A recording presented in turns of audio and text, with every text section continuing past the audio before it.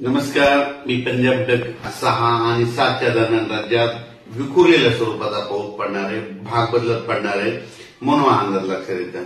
म्हणजे सांगायचं झालं तर राज्यात उद्या 6 जुलै एकादशी, 6 जुलै 7 जुलै 8च्या दरम्यान राज्यात सांगायचं झालं तर पूर्व विदर्भ आणि पश्चिम विदर्भ 6 आणि 5 11 जिल्ह्यामध्ये विखुरलेल्या स्वरूपाचा पाऊस पडणार आहे, भाग बदलत पडणार आहे. म्हणून विदर्भ शेतकऱ्यांसाठी ज्यांनी पेरणी केलेली त्यांना त्या पेरलेल्या याला जीवदान ठरणार आहे. खूप काही सर्वदूर मोठा पडणार नाही, पण पाऊस पडणार आहे, भाग बदलत असणार आहे म्हणून हा अंदाज लक्षात येतं.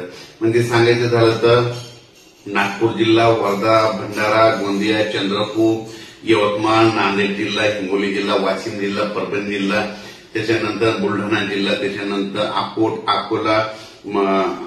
अकोला, त्याच्यानंतर जालना जिल्हा, जळगाव, जामोद, त्याच्यानंतर धुळे नंदुरबार या भागामध्ये म्हणजे या पट्ट्यामध्ये म्हणजे 6 जुलै 7, 8, 9च्या दरम्यान विखुरलेल्या स्वरूपाचा पाऊस पडणार आहे.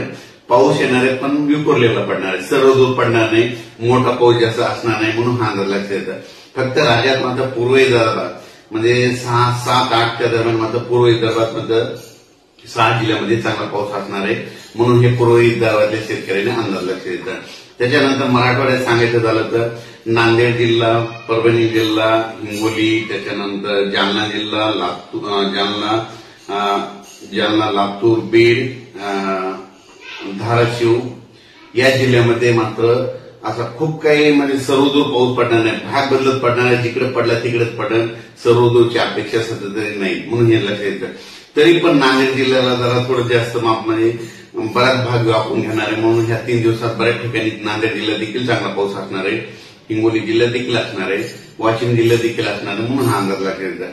त्याच्यानंतर परभणी जिल्ह्यात देखील बऱ्याच ठिकाणी म्हणजे जवळपास सर्व परभणी जिल्ह्याच्या बऱ्याच जवळपास 70% म्हणजे भागामध्ये चांगला पाऊस पडणार आहे म्हणून परभणी जिल्ह्यासाठी आनंदाची बातमी. बीड जिल्ह्यात देखील बऱ्याच म्हणजे 50% भागामध्ये ही पाऊस म्हणजे 6, 7, 8चा पाऊस, 8, 9चा पाऊस असणार आहे म्हणून हे लक्षात येतं. त्याच्यानंतर सांगायचं झालं तर लातूर, सोलापूर आणि धाराशिव या भागामध्ये विखुरलेल्या स्वरूपात आहे, म्हणजे जास्त नाही, म्हणजे तिकडे म्हणजे कमी प्रमाणात राहणार आहे, भाग बदलत राहणार आहे. म्हणजे सांगायचं झालं तर राज्यामध्ये हा पाऊस फक्त पूर्व विदर्भ, पश्चिम विदर्भ म्हणजे तिकडल्या पट्ट्यातच जास्त आहे.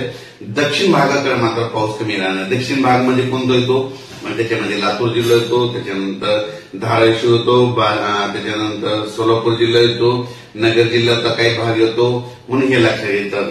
म्हणजे सांगलीचं तिकडला देखील भाग येतो. म्हणजे ह्या भागामध्ये जरा म्हणजे पावसाचं प्रमाण कमी राहणार आहे, विखुरलेलाच राहणार आहे. कुठंतरी म्हणजे उगा 25-30% पर्यंत भागामध्ये पाऊस असणार म्हणून हा लक्षात येतं. त्याच्यानंतर झालं तर कोकणपट्टी आणि घाटमाथ्यावर मात्र तिकडला पाऊस मात्र सर्वदूर सारखाच राहणार आहे, तेही पाऊस काही कमी होणार नाही.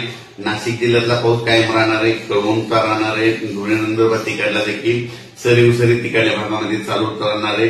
नगर जिल्ह्यात देखील संगमनेरच्या पलीकडल्या भागात सरी या 2, 3, 6, 7, 8 पर्यंत राहतील म्हणून हे लक्षात येतं.